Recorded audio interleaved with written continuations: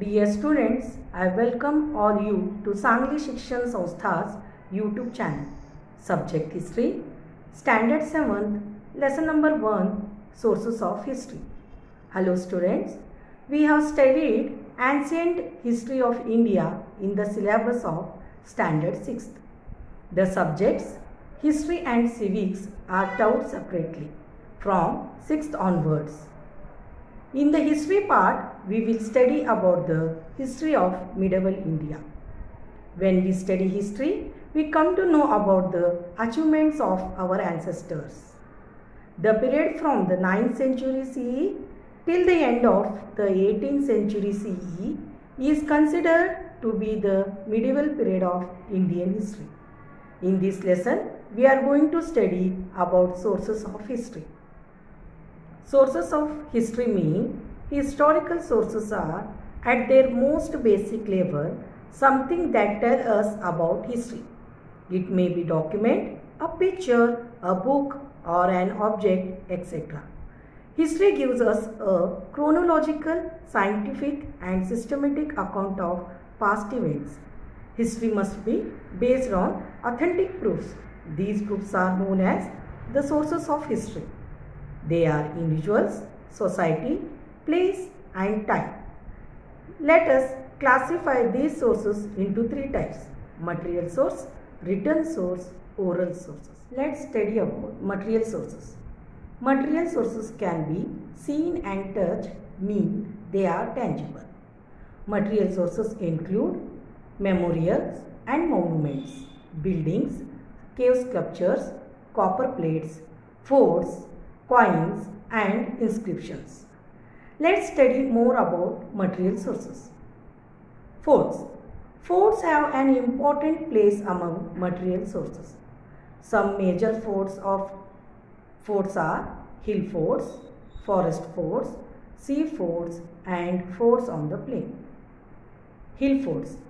Hill fort is a type of earthworks used as a fortified or defended settlements. Hill forts are located at high elevation. Second one is forest fort. Forest forts are also known as Vanadurga. Vanadurga is a tract of land surrounded by impenetrable forest and trees. Forest forts are built in dense forest. Javli Fort in Maharashtra is best example for forest forts. The third one is sea forts. A fort is completely surrounded by water. It may be fortified island built on a large part of an island. The Janjira Fort at Murud, best specimen of sea fort in Maharashtra. The fourth one is fort on the plains. The fort on the plains is also known as Bhuikot Plains Fort, are built on land. Next material source are memorials and monuments. Let me explain you some terms related to memorials and monuments. The first one is Samadhi. Samadhi is a structure erected in the memory of a dead person over their burial place, which is structurally enclosed. That is called Samadhi. Second one is graves. Graves is a place where dead bodies is buried.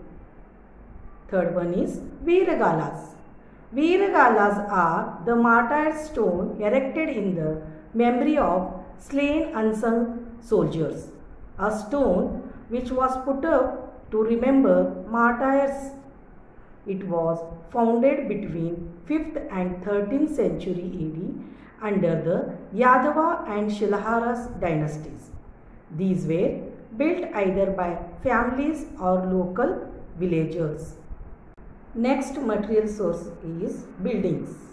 Buildings include palaces, ministerial mansions, queen's quarters and also houses of common people.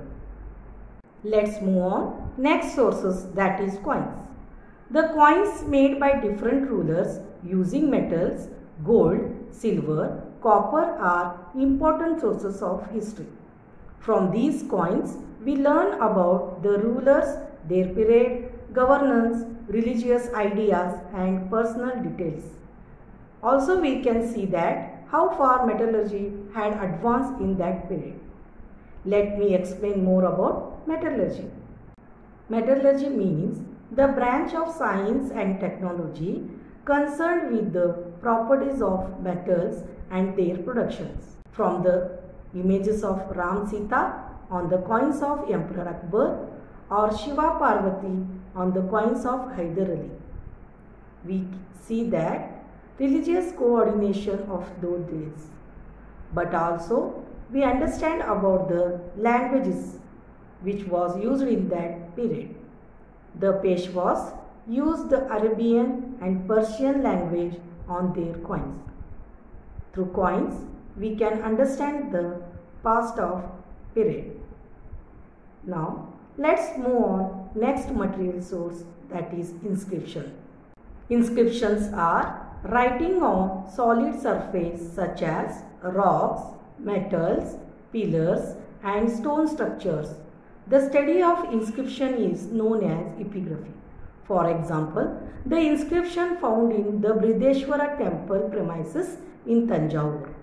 Many inscriptions of past period of Chalukyas, Rashtrakutas, Cholas and Yadava kings have been found. An inscription is considered to be a very important and reliable source of history. Inscription help us to understand the features like the language, script, social life and political life, etc.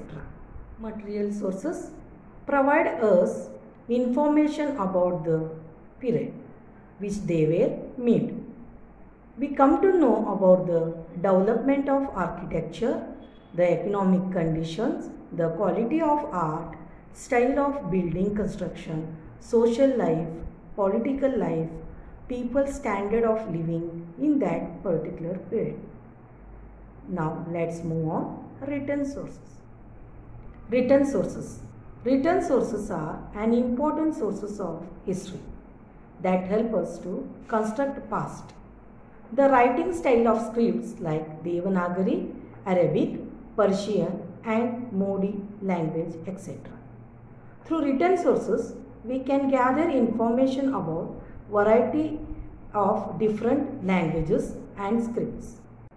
Burja Patras, religious manuscripts, treaties, edicts, decrees, biographies, paintings, etc. Through these sources, we know about the medieval period of information about the not only food, the conduct of people, festival and customs, tradition, about people's life, social and economic and political life, etc. Sources of this type are known as written sources. Let's study in detail about written sources.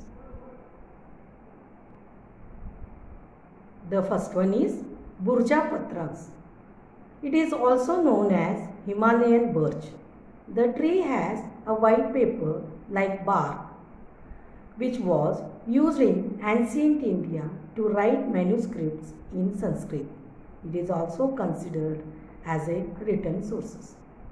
Second one is religious manuscripts. Religious manuscripts is a handwritten document. It is composition on paper, bark, cloth, metal, palm leaf or any other material dating back. For example, Christian scripture produced in Western Europe between 500 CE to 1600 CE. The third one is treatise. A treatise is a formal and systematic written source on same subject. Generally, it is longer and treating in the greater depth than an essay. So, treatises are written sources. The fourth one is edicts. An edict is a decree or announcement of law. The best example of edicts, an order issued by a king. It is also included in written sources. The next written source is travelogues of foreign travelers. During the medieval period, travelers come from other countries came to India. They have written travelogues or account of their travels. For example, Al-Biruni, Ibn Battuta, Niccolo Munachi, Babur's biography, Sri Shiva Bharat or the Sanskrit biography of Shivaji Maharaj composed by the poet Ramanand, as well as various other biographies of different rulers and their correspondents. With the biographies and travelogues help us to understand the policies and administrative system of rulers and their diplomatic relation with others. Next written source is Tawarik or Tariq. Tariq means the sequence of events. The Tariqs written by Al-Biruni, Ziauddin Barani, Maulana Ahmad, Mirza Haider and Bhimsen Saxena. Now let's move on. Next written source, that is Bakhar. Bakhar is a type of chronicle that originated in Maharashtra. Chronicles help in understanding the aspects like the contemporary political happenings, linguistic transaction, cultural life, social life, economic condition, etc. Some examples of chronicles are Samasad Bakhar, Bahusahebji Bakhar and Chitnis Bakhar. The next written source is decrees. A decree is an official order or decision, especially one made by the rulers of a country.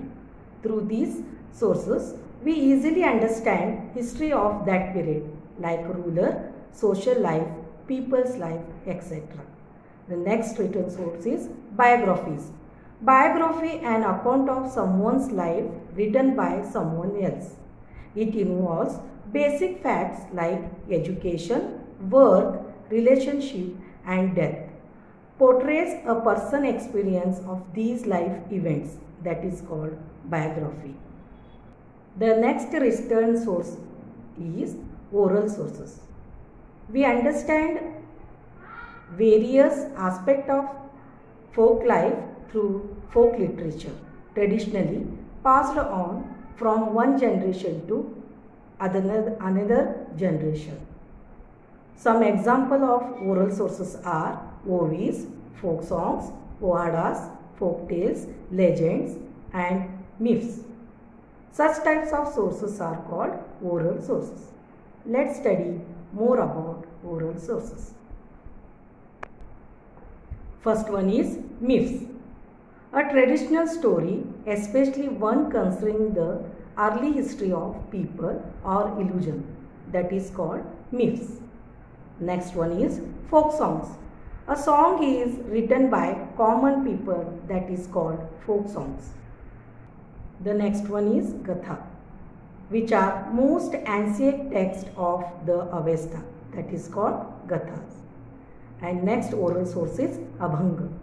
Abhang is a form of devotional poetry sung in praise of the Hindu god Vittal, that is called Abhang.